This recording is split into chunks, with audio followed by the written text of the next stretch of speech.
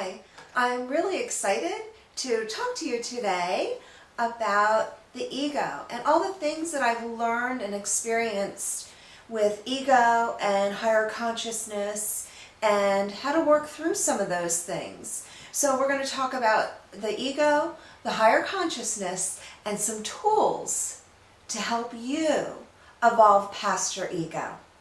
So hi, I'm Melissa, and thanks for joining me today to talk about that ego. Gotta love that thing.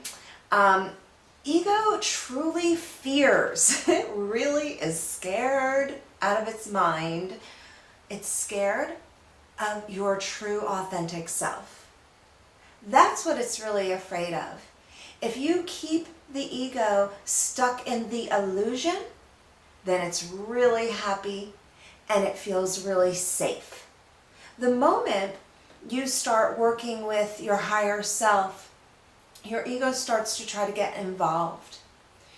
The ego is more of our outer identity. It's the identity that it's a persona that we use on this earth plane. Our higher consciousness is more of our authentic or true self, or some may call our inner self or heart consciousness. Here on earth, we're really here to discern the difference between that higher self and the ego. We have to really understand how each speaks a little bit differently and uses different language and different energy systems.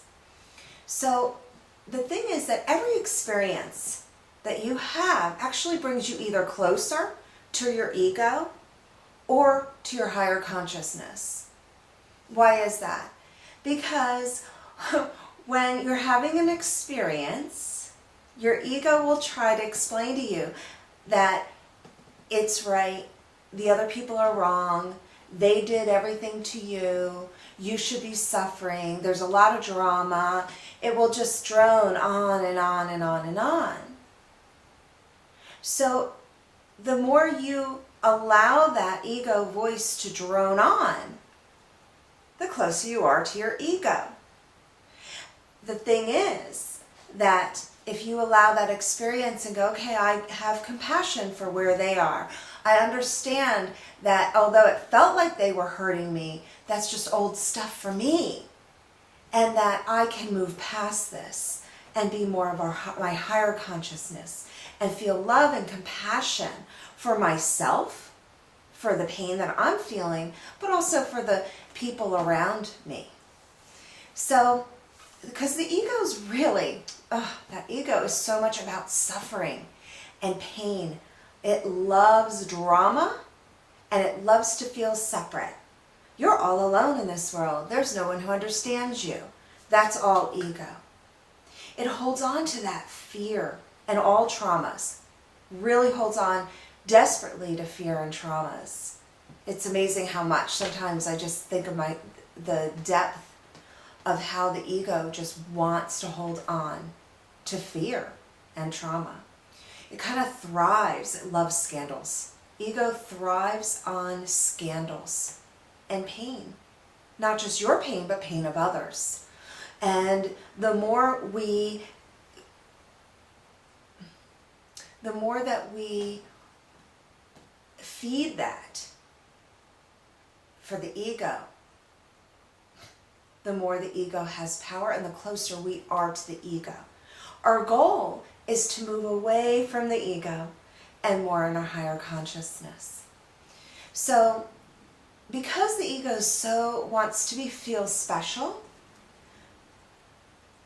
because the ego wants to feel special and real important, it will preserve that desire and try to find ways to hold on to that feeling of separation. Just does that, and it's okay.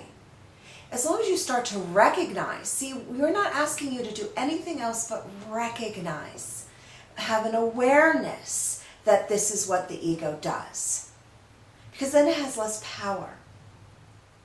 So the ego's role is to really preserve the physical body as long as it can, because it sees the physical body as so real and important. The higher self consciousness is interested in preserving the love and abundance of the universe. And that's what it's interested in preserving and connecting to. Because the higher consciousness is really about our heart consciousness, because it has to come into love and connection and oneness. So the ego's pulling you out of the oneness, and the higher consciousness is going, hey, it's all good. We're all one. Nothing's going to happen. It's okay. Because even if it does, it's just an illusion and just a blip in life, really fast.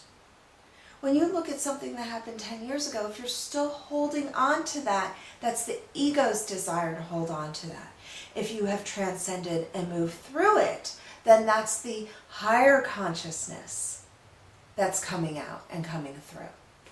So the higher consciousness connects to love and oneness.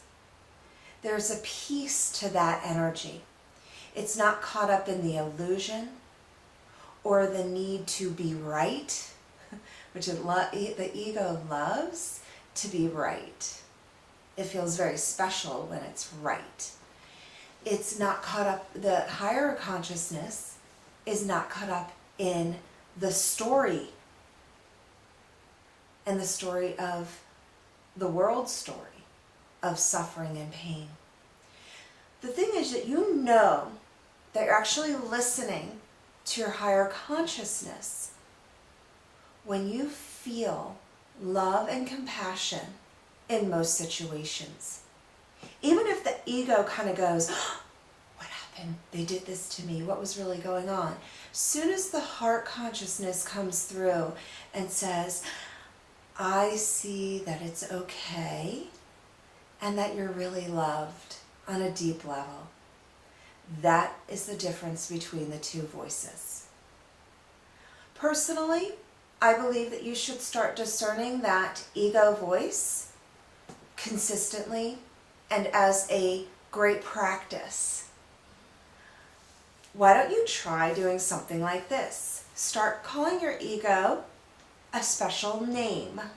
Don't call it a name that you know, not the person that you can't stand in your life. Don't do that, because then it gives it more power. I call my ego Wilbur. And the reason is because my good friend used to call the ego the oinking pig in my ear. It just would oink away and just talk. So I call my ego Wilbur. Now, just so you know, no pigs have been damaged or hurt in this video. So we're okay. I use Wilbur because Wilbur is an energy, for me, is an energy of love, that I can feel compassion for that Wilbur and love it for what it is, but recognize that's just an oinking pig that really doesn't need to be listened to. It's kind of fun to do that so that I'm not taking the ego so darn seriously. I don't want to take it seriously, because if I take the ego really seriously, then I'm serious about my ego and I'm caught up at it again. So we don't want to give the ego any power at all. Don't get caught up in the illusion that the ego tries to feed us.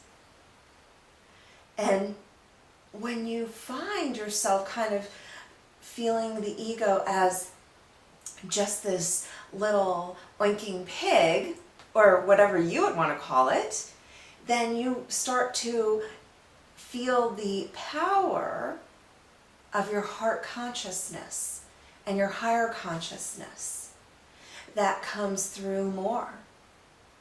And you start to discern between those voices. So thanks so much. And I ask that you share this with friends on your Facebook page, Twitter it out, because this is really great information to share with those that you love. Namaste.